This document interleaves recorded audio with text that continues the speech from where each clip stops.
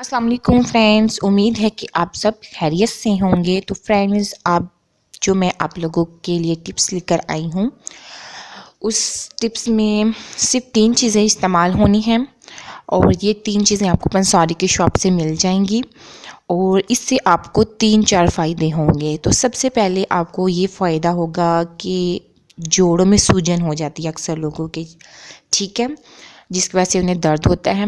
और अक्सर लोगों का पाँव जो है सुबह के टाइम जब वो उठते हैं तो ज़मीन के ऊपर नहीं रखा जाता, दर्द करता है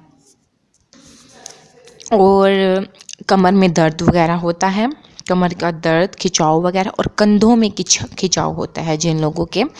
तो ये टिप्स उनके लिए बहुत ज़्यादा बेहतरीन टिप्स है। तो इसके लिए आप लोगों को 3 चीज़ों की ज़रूरत है, तो लिख लीजिए आप लोग। सफ़ेद मूसली 50 ग्राम,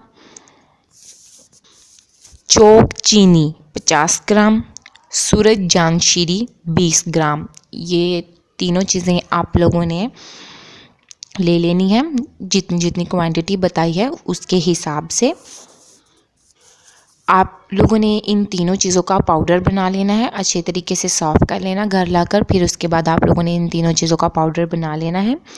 उसके बाद आप लोगों ने 1 चम्मच सुबह नाश्ते से पहले और 1 रात को खाने से पहले दूध या पानी के साथ आप लोगों ने इसे इस्तेमाल करना है।